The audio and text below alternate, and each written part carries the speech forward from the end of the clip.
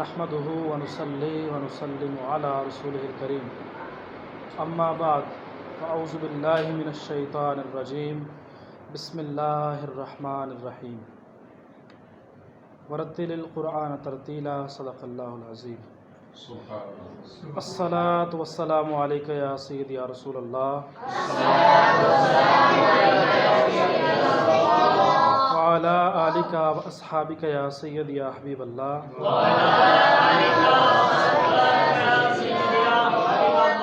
الصلاۃ والسلام علیک یا سیدی یا نور اللہ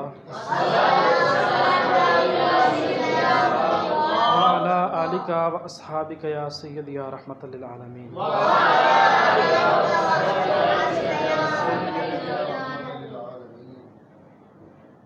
عزیز نوجوانوں، میری ملت کے پاسبانوں، برادران اسلام، السلام علیکم ورحمۃ اللہ وبرکاتہ۔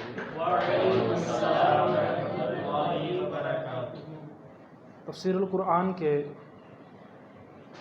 اس بابرکت نشست کے گزشتہ لیکچر میں ہم نے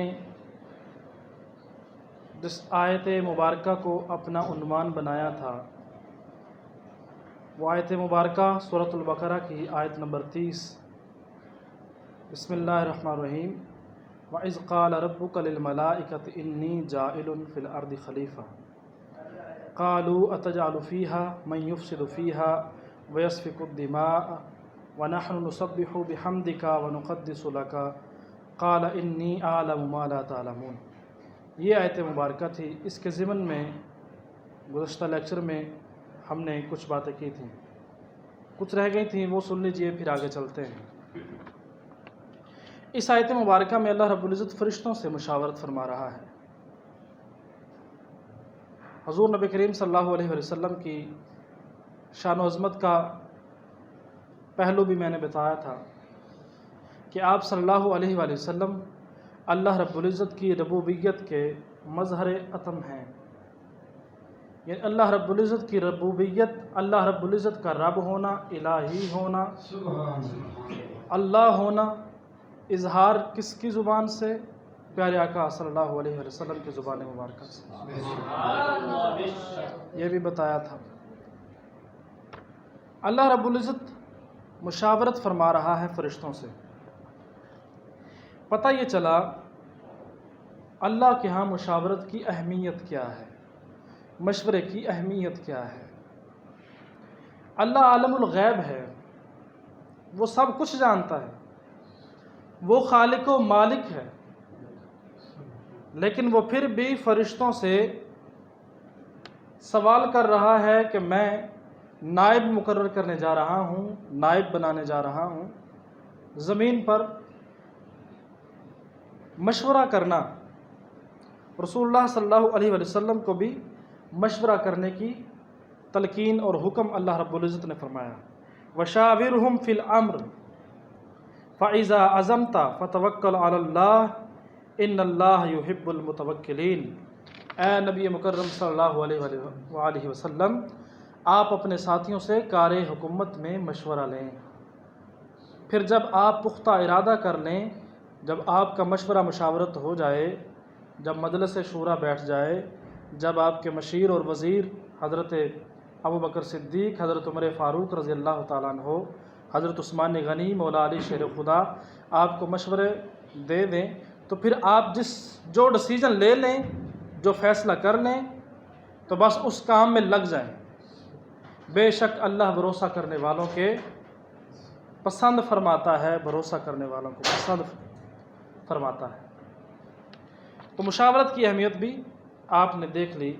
نبی کریم صلی اللہ علیہ وآلہ وسلم اپنے ہر کام میں مشورہ فرمایا کرتے تھے۔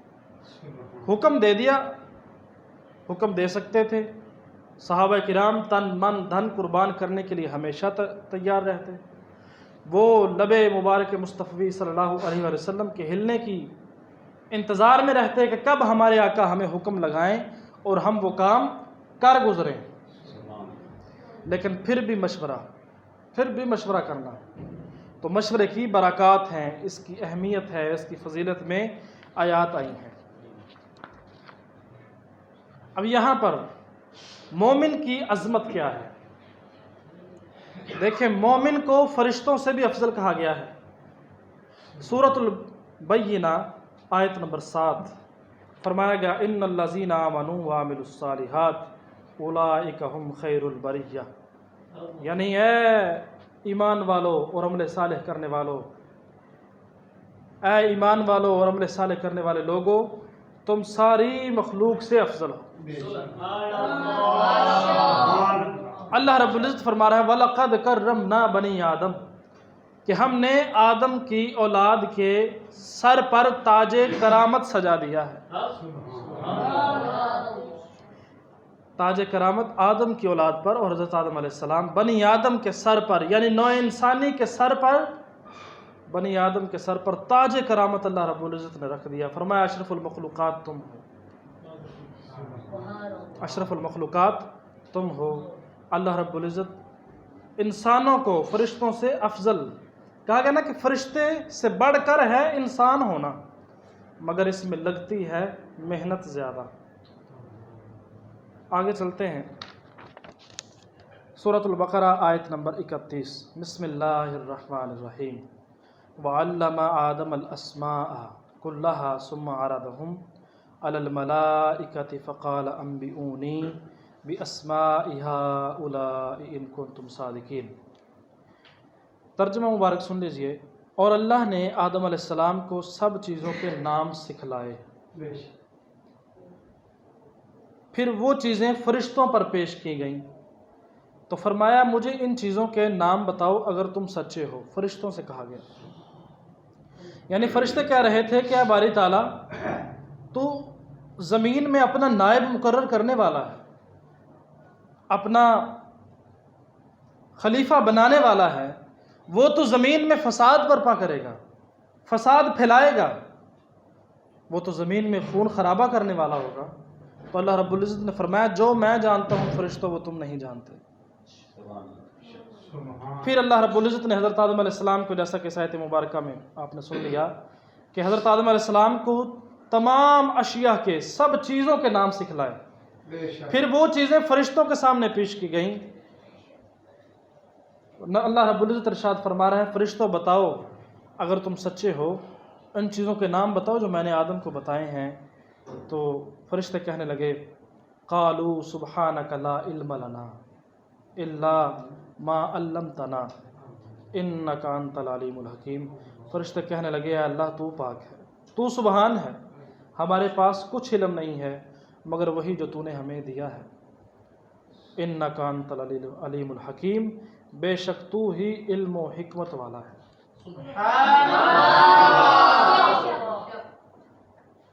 اللہ رب العزت نے، مفسرین کرام فرماتے ہیں کہ حضرت آدم علیہ السلام کو تمام چیزوں کے نام بتا دیے،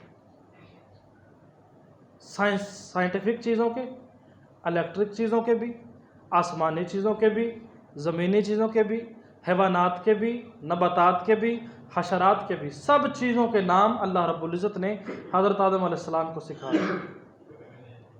مثلا پانی ہے، اسے اردو میں ہم پانی کہتے ہیں، انگلش میں ہم واٹر کہتے ہیں، عربی میں ہم اسے ماء کہتے ہیں، اور ہندی میں ہم اسے جل کہتے ہیں۔ مختلف زبانیں ہیں، لیکن اللہ رب العزت نے تمام زبانوں میں ہر چیز کے نام بھی بتا دیے، اور جو جو اس چیز کی افادیت تھی، جو جو وہ کام کرتے تھے، جو جو اس کی خصوصیات تھیں، اللہ رب العزت نے وہ ساری چیزیں بھی حضرت آدم علیہ السلام کو سکھا دی۔ سبحان اللہ! ہر چیز۔ اب یہاں پر انسان کے افضل ہونے کے لیے یہ دلیل آئی ہے کہ انسان افضل کس لیے ہوا؟ علم کی بنا پر، علم کی وجہ سے۔ فرشتوں سے زیادہ علم جب آ گیا حضرت آدم علیہ السلام کو، تو فرشتوں کے سامنے حضرت آدم علیہ السلام نے جب وہ نام لیے اللہ رب العزت کے حکم سے کہ انہیں سنایا جائے جو آپ کو ہم نے سکھایا ہے، تو فرشتے کہنے لگے کہ یا باری تعالیٰ، ہم یہ نہیں جانتے، ہم وہ جانتے ہیں جو تو نے ہمیں سکھایا تھا۔ پتہ یہ چلا کہ اللہ رب العزت کی توفیق کے بغیر کوئی علم نہیں حاصل ہوتا۔ اللہ رب العزت کی توفیق، اس کی عنایات اگر شامل حال نہ ہو تو پھر کوئی چیز فائدہ مند نہیں ہو سکتی۔ اب یہاں پر جو میں آپ کو بتانے جا رہا ہوں کہ خلیفہ حضرت آدم علیہ السلام کو بنایا گیا، حضرت آدم علیہ السلام ہی خلیفہ ہیں یا اور بھی ہیں؟ تمام انبیاء کو خلیفہ بنایا گیا، تمام انبیاء خلافت کے حقدار ٹھہرے، جن میں نبی اکرم صلی اللہ علیہ وآلہ وسلم خلیفہ اعظم ٹھہرے، کیونکہ آپ کی خلافت، آپ کی نبوت، آپ کی رسالت تمام زمانوں کے لیے، تمام جگہوں کے لیے، تمام مکانوں کے لیے، تمام جہانوں کے لیے تھی، تو نبی کریم صلی اللہ علیہ وآلہ وسلم خلیفہ اعظم ٹھہرے۔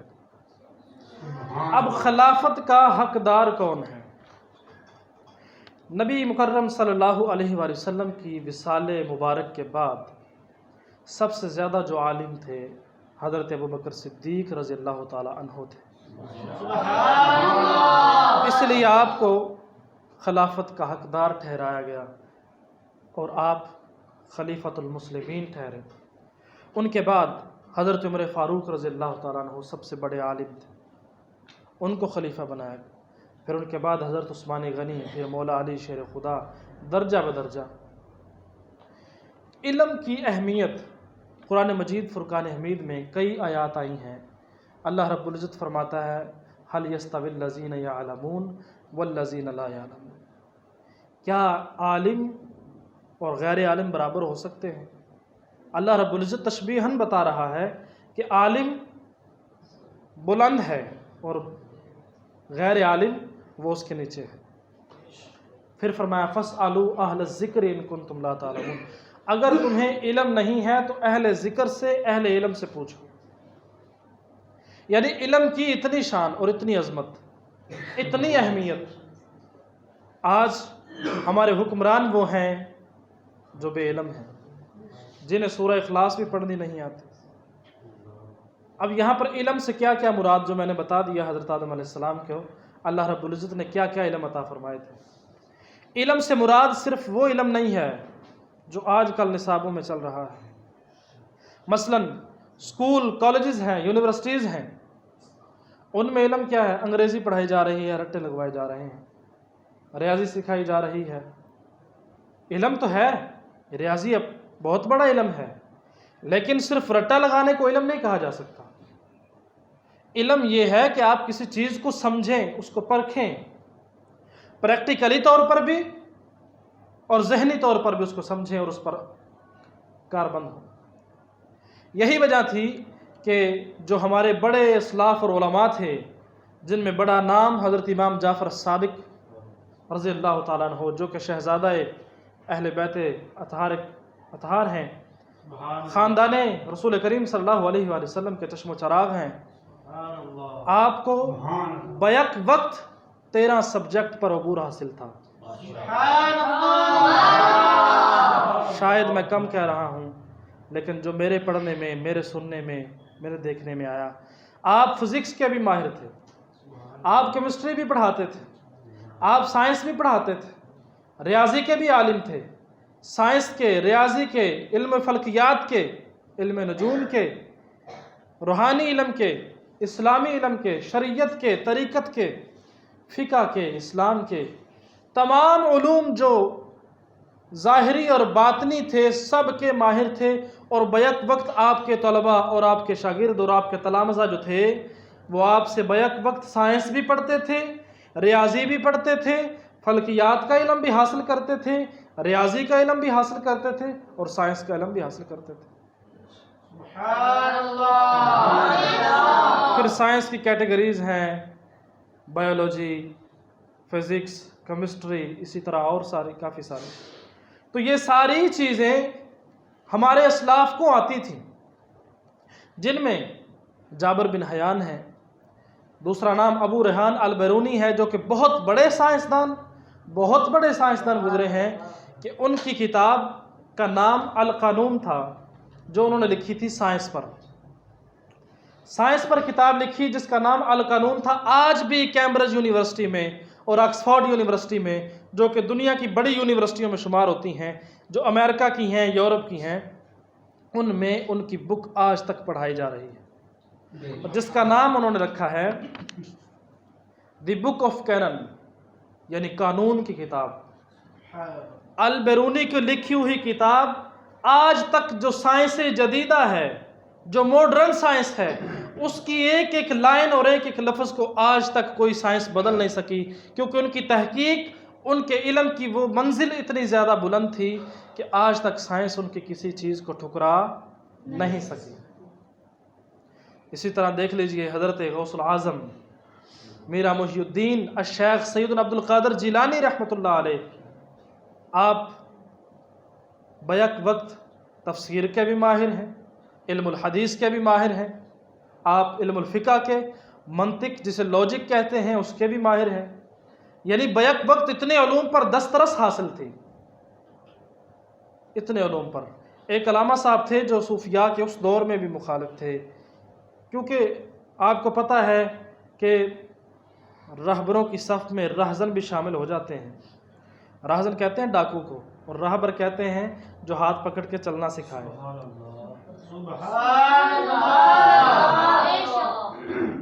गज वाज क्या खोना सुभान अल्लाह। रहज़न डाकू को कहते हैं, रहबर साथ पकड़ कर चलने वाले जो रास्ता दिखाने वाले हैं उनको कहते हैं। तो उस वक़्त के एक अलामा साहब थे बहुत बड़े, वो सूफिया के ख़िलाफ़ थे। वो कहने लगे कि आज के दौर के सूफिया में कोई सच्चा सूफ़ी नज़र नहीं आता। वो अपनी जगह ठीक थे, उनका इल्म था, लेकिन एक साथी ने कहा आओ तुझे हम सूफ़ी दिखाएं कि आज के दौर में भी सूफ़ी हैं, पीर हैं, शेख हैं, आओ तुम्हें दिखाऊं। तो बहुत बड़े आलिम थे, वो अपने दोस्त के साथ चल दिए हुज़ूर गौसे आज़म की बारगाह में। जाके पहुँचे, देखी कि मजलिस में 70,000 लोग मौजूद हैं। इतनी बड़ी मजलिस। अलामा साहब ने देखा कि हुज़ूर गौसे पाक तफसीर शुरू करने लगे हैं। तफसीर शुरू की, एक आयत मुबारक पढ़ी, तफसीर बयान की। तफसीर बयान की तो अलामा साहब अपने साथी के साथ कान में सरगोशी कर रहे हैं, मैं ये तफसीर जानता हूँ जो पीर साहब ने बयान की है। हुज़ूर गौसे आज़म ने दूसरी तफसीर बयान की उसी आयत मुबारक की। वो कहने लगे हाँ मैं ये भी जानता हूँ। तीसरी बयान की, वो अपने साथी के साथ सरगोशी में मसरूफ़ थे, कहने लगे जो पीर साहब ने अब तफसीर बयान की है मैं इसे भी जानता हूँ। चौथी, पाँचवीं, 10वीं तक और फिर 12वीं तफसीर तक और 13वीं तफसीर तक वो यही कहते रहे हाँ मैं जानता हूँ, मैं जानता हूँ, ये वाली मैं जानता हूँ। अपने साथी के साथ सरगोशी कर रहे हैं, बातें कर रहे हैं। लेकिन हुज़ूर गौसे आज़म ने पता है कितनी तफसीर बयान की एक आयत की? 40 तफासीर मुख्तलिफ ज़ावियों से बयान की, जिनमें साइंस भी शामिल थी और तफसीर इनकलाबी बातें भी शामिल थीं, तफसीर हदीस के तौर पर भी थीं। हर जिहत से, हर पहलू से, हर ज़ाविये से, हर एंगल से हुज़ूर गौसे आज़म ने उस एक आयत की तफसीर 40 तफासीर बयान कर दी। उनके इल्म का मुकाम ये था। लेकिन आज के दौर में हम अपने आप को देखें, ख़ुद को आलिम कहने वाले, अलामा मौलाना कहने वाले, आप सिर्फ कुरान मजीद फुरकान हमीद हिफ़्ज़ करके अपने आप को आलिम न समझें। ज़ुबानी याद कर लिया है, पढ़ना आ गया है, इसको आलिम न समझें। आलिम वो है जो इन सारी चीज़ों पर अबूर हासिल हो, जिसको दस्तरस हासिल हो। चनाचा जब फरिश्ते हज़रत आदम अलैहिस्सलाम के उस अजीम इल्म के सामने, जो अल्लाह रब्बुल इज़्ज़त ने बराह रास्त खुद सिखाया था, उसके सामने जब फरिश्ते बेबस हो गए तो कहने लगे ऐ बारी ताला, ये सब चीज़ें हम नहीं जानते थे जो आपने अपने नायब को, अपने खलीफा को सिखा दी। इससे पता चला कि खिलाफत और हुकूमत हक है आलिम का, जो जानने वाला है, पढ़ा हुआ है, इल्म वाला है, तालीम वाला है, एजुकेशनल है। अल्लाह रब्बुल इज़्ज़त हमें समझने की तौफ़ीक़ अता फ़रमाए और अमल पैरा होने की तौफ़ीक़ अता फ़रमाए। वाखिर दावाया अनिल हम्दुलिल्लाहि रब्बिल आलमीन।